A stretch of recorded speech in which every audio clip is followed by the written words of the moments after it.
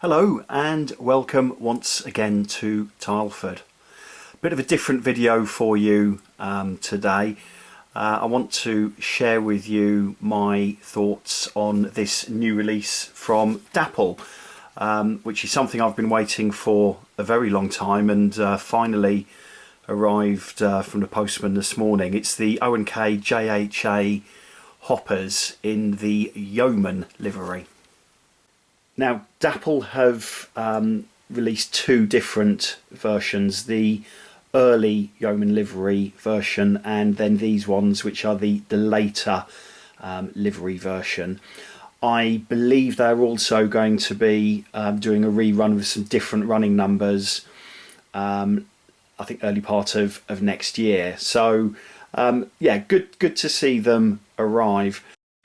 Obviously these have taken a long time to arrive, and the situation probably best summed up by them being on the Evergreen ship that got stuck on the Suez Canal and then impounded for several months in the baking sun. But anyway, they're here now, and that I guess is the main thing.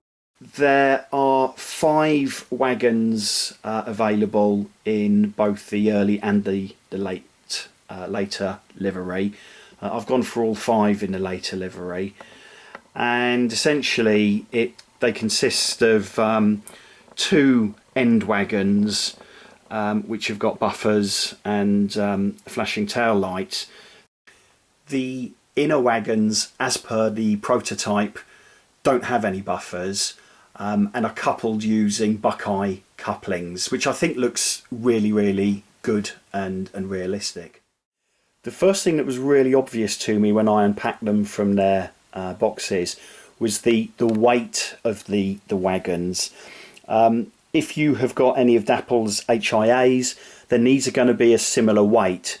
So I think once you start building, fairly long rakes, there could be a reasonable amount of haulage effort to get them moving. So these are really quite substantial wagons, and unlike the HIAs, where I always found the bogies just a little bit flimsy and a little bit loose, these seem to be better constructed.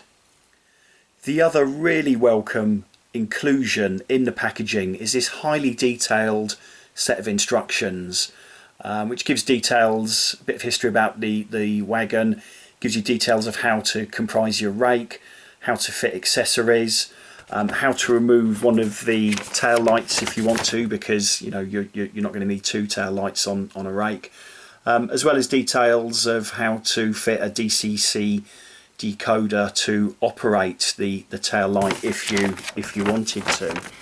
The other thing is, look at this, we actually have got colour instructions, so we know which is the right place to put the the vacuum hoses.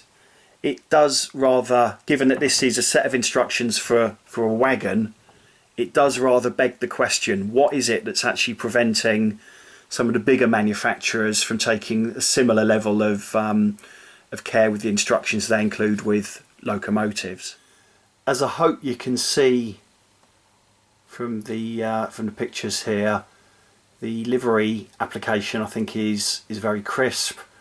You've got all of the warning panels and information panels and warning signs and everything else that goes with it.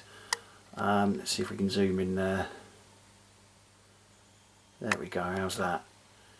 I think that's they've done a really good job of getting all of that information on there. I've never seen one of these really close up, so I don't know how realistic it is. I'm sure there'll be people who are watching the channel who have become much more up close and personal with these wagons, who are going to be in a better position than me to comment. But as I say, from my point of view, the livery application is crisp and it looks really good. There does seem to be just a variation in the colour of yellow between a couple of the wagons. The end wagons seem to have a more of a yellowy colour paint on the on the bogies compared to the inner wagons.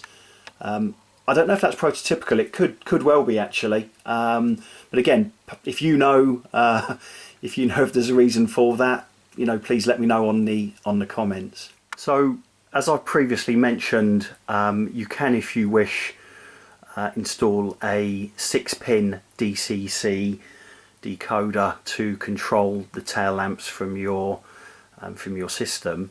The tail lamps operate through drawing current from the track, and if you don't want to go to the expense and effort of installing the DCC decoder, then actually it's really easy to turn it on. All you have to do is touch the side of the wagon, and as you can see, the tail lamp is flashing away,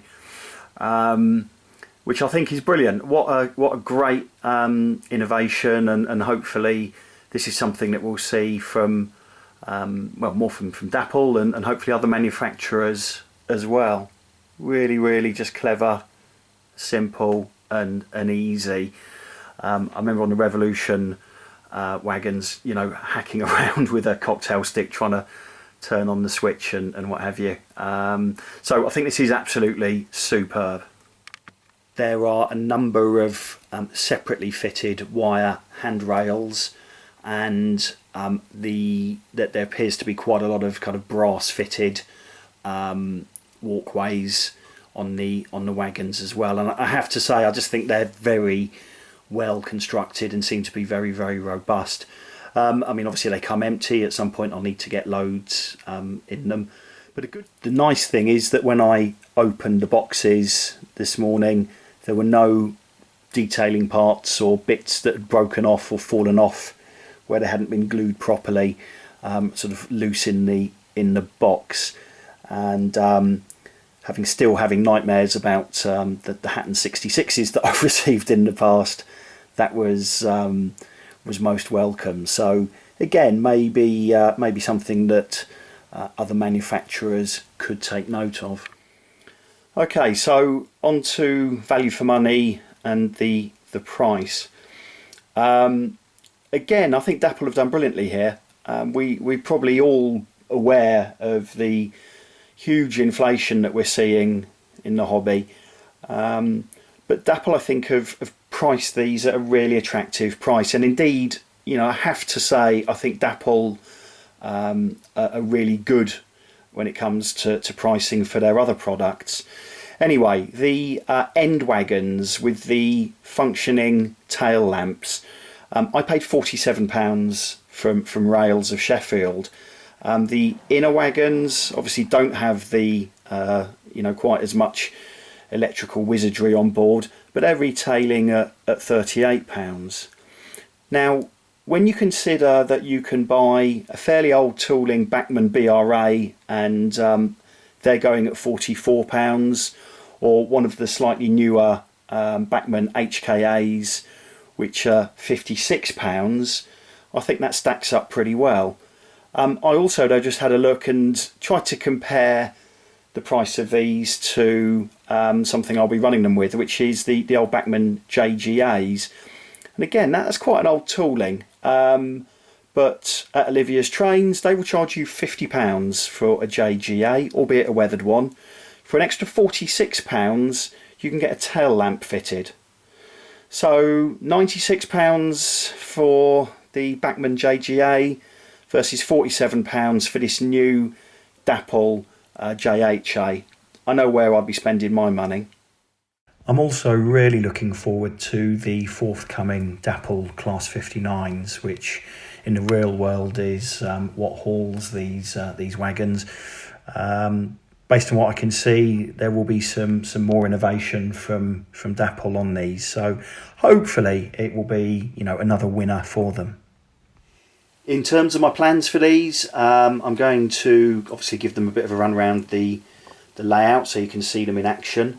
And then I think I will be getting to work at weathering these. So I need to hunt out some photographs and see what they look like. I know that you know, that in real life they are quite heavily graffitied. They're also, you know, reasonably battered.